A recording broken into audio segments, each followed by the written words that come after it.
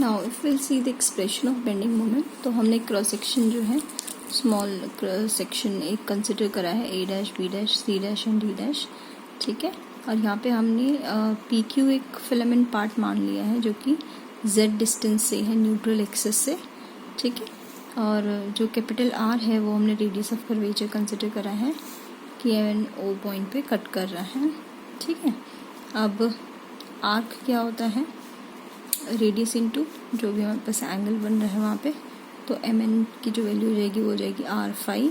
Similarly अगर मैं P Q के लिए भी फाइंड करना चाहते हैं तो वो क्या हो जाएगा, आर प्लस जेड फाई। अब दोनों में एक्सटेंशन अगर हम निकालना चाहते हैं तो वो हम कैसे निकाल सकते हैं, P Q extension P Q minus M N, तो R plus Z phi minus R phi will be Z phi. अब अगर मुझे लॉन्गिट्यूडनल स्ट्रेन चाहिए तो वो क्या हो जाएगा, जितना मेरा चेंज आया, एक्सटेंशन आया फिलामेंट में, और जितना मेरा ओरिजिनल था, तो ये मेरे पास क्या आ गया, Z by R. Clear. Now if will find out the Young's modulus, Young's modulus क्या होता है, normal stress over longitudinal strain, ठीक है ना। तो मेरा लॉन्गिट्यूडनल स्ट्रेस जो हो जाएगा वो क्या हो जाएगा, Young's modulus into longitudinal strain वो हमने पुट कर दिया। लॉन्गिट्यूडनल स्ट्रेन हमने अभी निकाला ही था, जेड बाई आर, हमने उसकी वैल्यू को पुट कर दिया। अब मैं वहाँ कंसिडर कर लेती हूँ कि ये जो ए बी सी डी था मेरा, ठीक है ना, इसको हमने एक रेक्टेंगुलर क्रॉस सेक्शन में अगर कंसिडर करा, और जो पी क्यू हमने लेयर ली थी, सपोज कर लिया हमने उसका जो एरिया ऑफ क्रॉस सेक्शन है डेल ए है, ठीक है ना। तो यहाँ पे हम फोर्स, यहाँ पे जो मेरे पास फोर्स आ जाएगा इसके लिए, उसको हम कैसे लिख सकते हैं, stress into area of cross section, है ना, उसके फोर्स को डिफाइन करना है इस पोर्शन के लिए। तो स्ट्रेस, ये हमारा स्ट्रेस है, इन स्ट्रेस हमारा क्या है ना, Y dot Z upon R, और ये हमारा एरिया ऑफ क्रॉस सेक्शन है। अब मूवमेंट अगर हम बोलें तो फोर्स इनटू परपेंडिकुलर डिस्टेंस, तो ये टोटल हमारा फोर्स आया और ये मेरा परपेंडिकुलर डिस्टेंस है, तो ये मेरे पास आ गया मूवमेंट ऑफ फोर्स। क्लियर।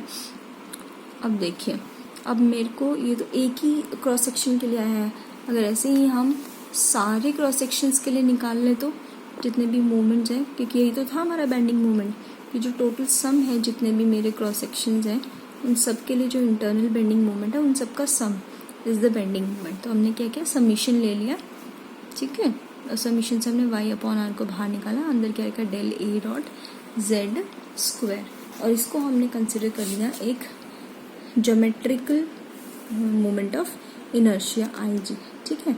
इसमें डिफरेंस क्या है, सिर्फ मास जो है वो रिप्लेस हो गया है एरिया से, क्रॉस सेक्शन एरिया से। क्लियर है। तो इसको हम ऐसे भी लिख सकते हैं, ठीक है, ए के स्क्वायर, जिसको हम फ्लेगुलर रिजिडिटी भी बोलते हैं। तो बेंडिंग मोमेंट को हम ऐसे भी डिफाइन कर सकते हैं, flexural rigidity upon radius of curvature, ठीक है। अब अगर मैं एक रेक्टेंगुलर क्रॉस सेक्शन को कंसिडर करती हूँ तो हमें पता है कि हमारे पास जो आई जी है वो किस फॉर्म में हम डिफाइन कर सकते हैं, बी डी क्यूब ओवर 12, तो वैल्यू हमने यहाँ पे पुट कर दी, तो मेरे पास बेंडिंग मोमेंट क्या आ जाएगा, Y dot B D cube और 12। इसी तरीके से क्रॉस सेक्शनल सर्कुलर अगर क्रॉस सेक्शन ले रहे हैं तो उस केस में जो बेंडिंग मोमेंट आ जाएगा वो क्या आ जाएगा, वाई डॉट पाई आर 4 की पावर 4, ठीक है। तो ये बेटा फॉर्मूलाज हैं, ये फॉर्मूलाज आपको पता होने चाहिए क्योंकि डायरेक्ट न्यूमेरिकल आ सकता है इनके ऊपर, और ये डेरिवेशन बहुत इंपॉर्टेंट है एग्ज़ाम पॉइंट ऑफ व्यू से, बेंडिंग मोमेंट के डायरेक्ट क्वेश्चन आता है, तो प्लीज़ इसको ध्यान से पढ़िए, समझिए, और कोई भी डाउट होता है तो आप मुझे मैसेज कर दीजिए, ठीक है। वैसे मैथमेटिकल है, थ्योरेटिकल मैंने आपको समझा दिया था, उसकी डेफिनेशन है सिंपली, अगर वो समझ में आ जाता तो मैथमेटिकली समझ में आ जाएगा ये, ठीक है। जो नेक्स्ट टॉपिक हम करेंगे वो है कैंटिलीवर।